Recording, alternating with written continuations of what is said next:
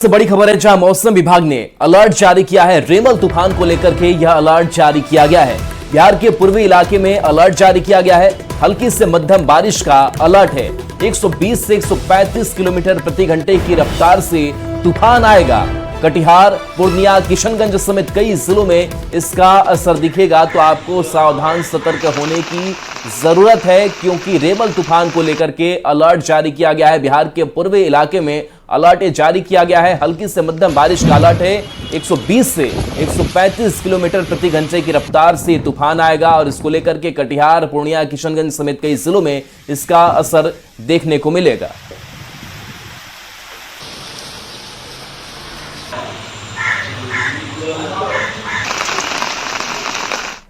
और सिर्फ बिहार ही नहीं बल्कि झारखंड में भी आज रेमल तूफान का असर देखने को मिल सकता है। रांची से आपको बड़ी खबर बता रहे हैं, जहां रेमल का विमान सेवा पर भी असर पड़ा है। रांची कोलकाता विमान सेवा आज रद्द कर दिए गए हैं। कोलकाता से होकर रांची आने वाली कई सारी फ्लाइट्स हैं, जिसे रद्द कर दिया गया है। बताया जा रहा है कि इंडिगो की 3 फ्लाइट्स आज रद्द हुई हैं। तो बंगाल की खाड़ी से ये तूफान आ रहा है और झारखंड के कई जिलों में बारिश का अलर्ट जारी किया गया है। यानी इस तूफान का असर झारखंड में भी देखने को मिलेगा और एहतियात के तौर पर ये बड़ा एक्शन लिया गया है, जिसके तहत कई सारे विमानों को रद्द कर दिया गया है। रांची से बड़ी खबर है, जहां एक्सट्रीम बार में आधी रात गोलीबारी हुई है। बार के डीजे संदीप की हत्या कर दी गई है। गोली मारकर हत्या की गई है। बंगाल का रहने वाला डीजे संदीप था। मामले की जांच में पुलिस जुटी हुई है। तो एक्सट्रीम बार में आधी रात गोलीबारी हुई है। कई अधिकारी मौके पर मौजूद है और पूरे मामले की तफ्तीश की जा रही है। बार के डीजे हैं संदीप, जिनकी हत्या कर दी गई है। मामले की जांच पुलिस कर रही है।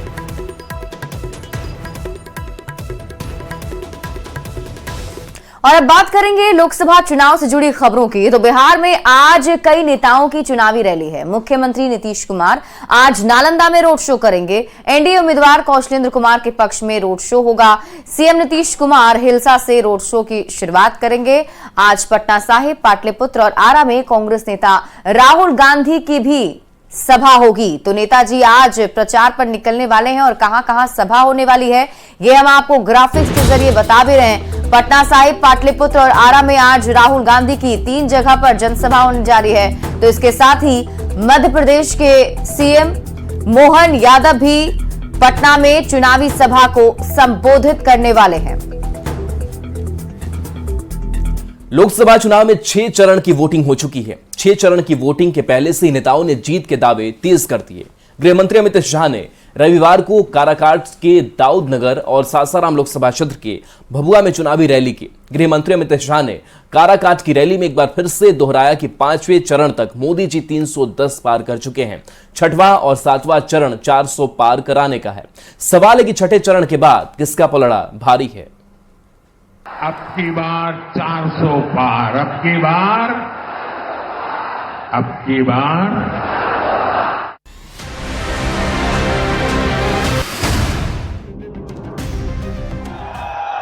2024 का चुनाव अपने अंतिम चरण में पहुंच चुका है।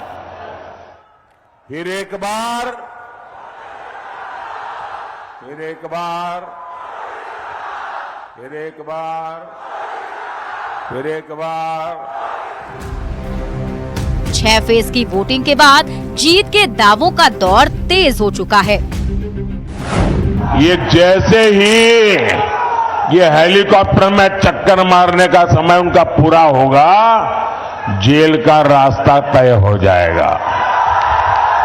गृह मंत्री अमित शाह ने तो 5वें चरण के बाद ही दावा कर दिया है कि मोदी जी 310 पार कर चुके हैं। 5 चरण में ही मोदी जी 310 सीटें जीतकर सरकार बनाने का काम पूरा। 7वें चरण के चुनाव के लिए उपेंद्र कुशवाहा के पक्ष में रैली करने आए अमित शाह ने काराकाट की धरती से एक बार फिर 400 पार के दावे को दोहराया। नाम कर मेरी बात की शुरुआत करना चाहता हूँ। ये 6वां और 7वां ये 400 पार कराने का है। ऐसा नहीं है कि ये दावे सिर्फ सत्ता पक्ष की तरफ से ही किए जा रहे हैं। जीत के दावों की दौड़ में विपक्ष भी पीछे नहीं है। पहले चरण से गुस्सा देख रहे हैं, ये 7वें चरण में जनता का गुस्सा 7वें आसमान पर होगा, 7वें आसमान पर। नेताओं के दावों के बीच बता दें कि अब तक देश भर की जिन 486 सीटों पर वोटिंग हो चुकी है, 2019 में उसमें से बीजेपी के खाते में 278 सीटें आई थी, कांग्रेस के खाते में 44 सीटें गई थी। बात एनडीए और यूपीए की करें तो इन 486 सीटों में से एनडीए के खाते में 320 सीट गई थी, जबकि यूपीए के हिस्से 87 सीटें आई थी। वहीं अन्य यानी कि निर्दलीय सहित छोटी पार्टियों के खातों में 79 सीटें गई थी। सिर्फ छठे चरण की बात करें तो 58 में से अकेले 40 सीट बीजेपी के खाते में गई थी, जबकि सहयोगियों को 5 सीट पर जीत मिली थी। यानी 2019 में छठे चरण की 58 सीट में से एनडीए के खाते में 45 सीटें आई थी। छठे चरण में कांग्रेस के खाते में एक भी सीट नहीं आई थी। 2 सीटें सपा और नेशनल कॉन्फ्रेंस के खाते में जरूर गई थी, जबकि बाकी बची 11 सीटों पर अन्य को जीत मिली थी। बात 7वें और आखिरी चरण की करें तो 7वें चरण में देश भर की 57 सीटों पर चुनाव है। अभी सभी दलों ने अपना पूरा फोकस 7वें चरण की 57 सीटों पर कर दिया है। 7वें चरण की 57 सीटों में 2019 में बीजेपी 25 सीटों पर जीत हासिल की थी, जबकि कांग्रेस को 8 सीट पर जीत मिली थी। वहीं एनडीए के खाते में 33 सीटें आई थी, जबकि यूपीए को 12 सीट पर जीत मिली थी। 12 सीटों पर अन्य के उम्मीदवार जीते थे। Bureau report, news 18। Modi ji को जय श्री राम। तो प्रधानमंत्री नरेंद्र मोदी ने लालू परिवार पर बड़ा हमला बोला है। पीएम मोदी ने कहा कि नौकरी के बदले जमीन लिखाने वालों का हेलीकॉप्टर में चक्कर मारने का समय पूरा हो गया है, अब जेल जाने का रास्ता तय होगा। पीएम मोदी के इस बयान पर तेजस्वी यादव ने भी उसी अंदाज में पलटवार किया। पीएम मोदी के बयान पर बिहार की सियासत सुलग गई है। ये जैसे ही ये हेलीकॉप्टर में चक्कर मारने का समय उनका पूरा होगा, जेल का रास्ता तय हो जाएगा। हमारे भगवान कृष्ण का जन्म जेल में हुआ है, डरा किसको रहे हैं?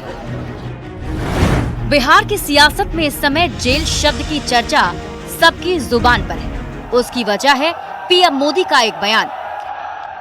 डेहरी ऑन सोन की रैली से पीएम मोदी ने लालू परिवार पर बड़ा हमला बोला। पीएम ने कहा कि जिन्होंने बिहार के गरीबों को लूटकर नौकरी के बदले जमीन लिखवाई है, उन लोगों के जेल जाने का काउंटडाउन शुरू हो चुका है। कान खोल के सुन लो, उनका भी जेल जाने का काउंटडाउन शुरू हो चुका है।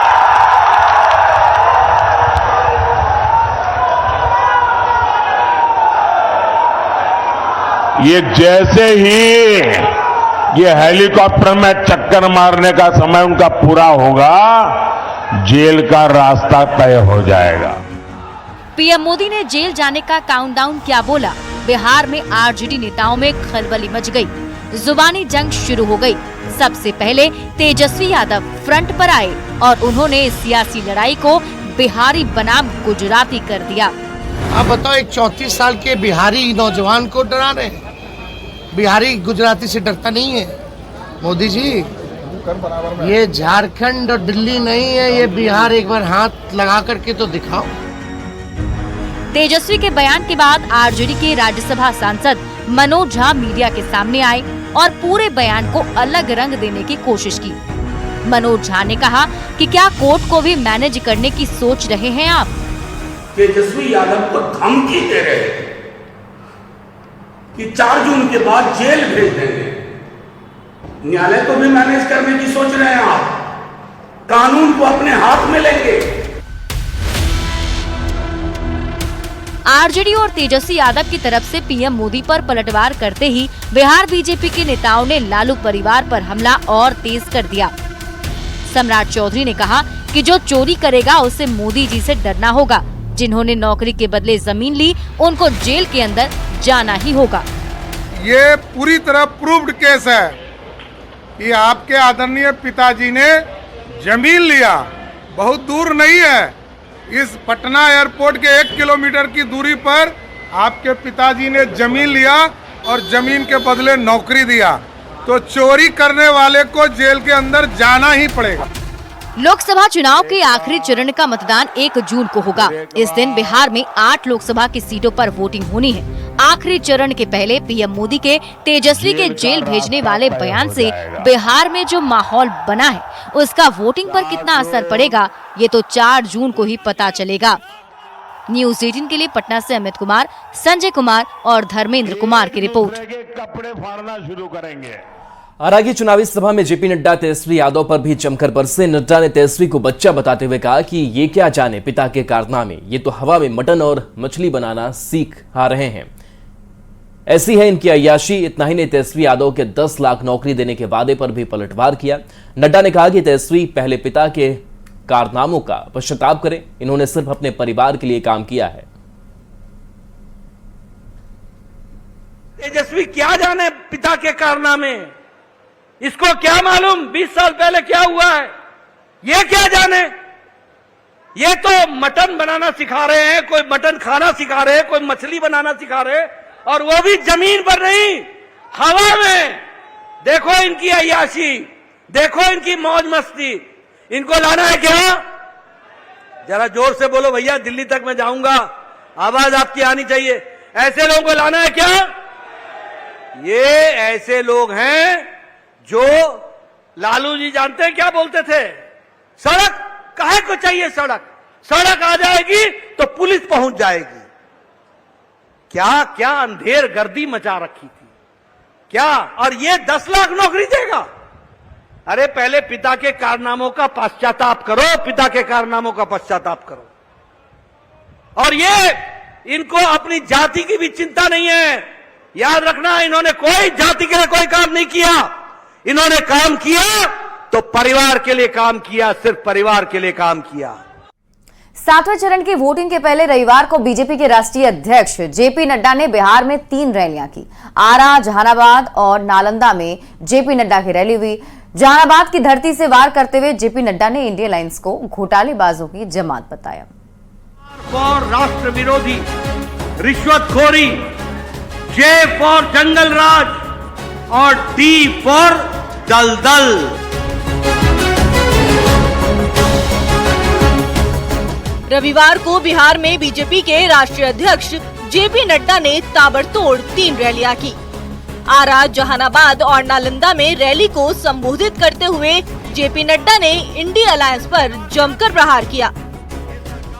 जेपी नड्डा ने जहानाबाद की धरती से इंडिया अलायंस को घोटालेबाजों की जमात बताया, तो आरा की रैली में आरजेडी का नया फुल फॉर्म बता डाला।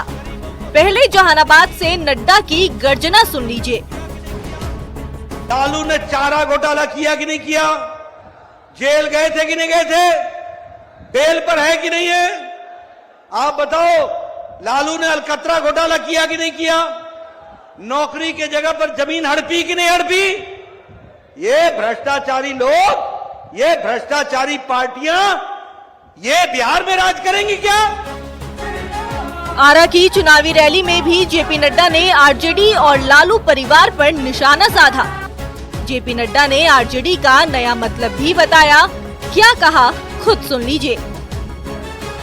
आरजेडी का मतलब मालूम है क्या है? आर का मतलब हुआ रिश्वतखोर, राष्ट्र विरोधी। जे का मतलब हुआ जंगल राज और डी का मतलब हुआ दलदल। ये राष्ट्र विरोधी, रिश्वतखोरी, जंगल राज, दलदल है। कहते हैं अंत भला तो सब भला। यही वजह है कि लोकसभा चुनाव के आखिरी चरण के प्रचार में बीजेपी ने पूरा जोर लगा दिया है। बढ़ती रैलियों की संख्या के साथ साथ बयान का तीखापन भी बढ़ता जा रहा है। न्यूज़ 18 के लिए जहानाबाद से राजीव रंजन विमल और आरा से चंदन कुमार की रिपोर्ट।